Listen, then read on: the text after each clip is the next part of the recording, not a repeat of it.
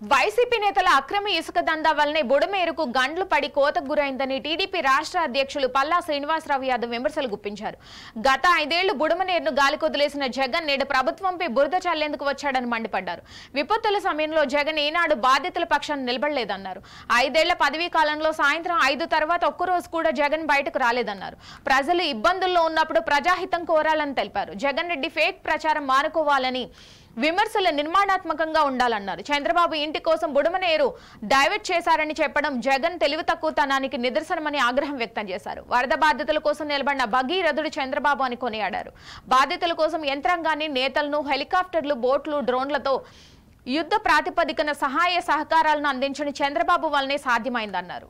Telugu Desam party జాతీయ అధ్యక్షులు, ముఖ్యమంత్రి గారు అయినటువంటి చంద్రబాబు నాయుడు గారు గడిచిన 48 గంటలుగా వాళ్ళు కలెక్టర్ ఆఫీస్లోనే బస్ చేసి మరి సహాయ కార్యక్రమంలో వారు ప్రభుత్వ యంత్రాంగాన్ని అప్రమత్తం చేసి ఆదేశాలు ఇచ్చి ముందుకు వెళ్తున్నారండి. బాధితులతో నేరుగా కలుస్తున్నారు. వారికి ప్రభుత్వ యంత్రాంగంతో పాటు Telugu Desam party ministers, MLAs, volunteers కూడా సహకారం అందిస్తున్నారు.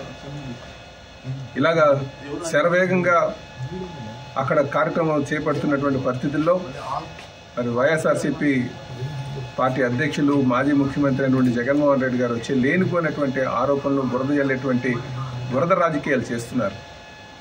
మేము ఒకటే అడుగుతున్నాం, జగన్మోహన్ రెడ్డి గారు మీరు ఏ రోజైనా సరే విపత్తు సమయంలో బయటకు వచ్చారా? ఏ రోజైనా మీ 5 ఏళ్ల కాలంలో సాయంకాలం 5 తర్వాత మీరు ప్రజల్లోకి వచ్చారా? ఏ రోజైనా సరే మీరు పరదాలు లేకుండా బయటకు వచ్చారా అని అడుగుతున్నాం. ఏ రోజైనా సరే మీరు ప్రశ్న అడ్రస్ చేశారా అని అడుగుతున్నాం. కానీ ఈరోజు ఏదో ఇష్టానుసారం ఒక బాధ్యత లేనటువంటి నాయకుడిగా మాట్లాడడం మంచిది కాదు. ఏదైనా విమర్శ చేస్తే నిర్మాణాత్మకంగా ఉండాలి. బాధితుల పక్షాన నుండి వారికి భరోసా కల్పిస్తూ నాయకుడు అంటే ప్రజల్లో ఉండాలి, 4 గోడలకే పరిమితం కాకూడదనే ఆదర్శంగా ముందుకు వెళ్తుంటే లేనిపోని మాటలు మాట్లాడుతున్నారు. ఇప్పటికైనా సరే ఆరోపణలు ఏదైతే మీరు చేస్తున్నటువంటి బురద రాజకీయాలు మానుకోండి అని చెప్పి తెలియజేస్తూ ప్రజలందరూ గమనిస్తున్నారు, ఎవరు కష్టపడుతున్నారో చూస్తున్నారు. మేము ఖచ్చితంగా మా బాధ్యత సక్రమంగా నిర్వర్తిస్తామని చెప్పి తెలియజేస్తున్నాం.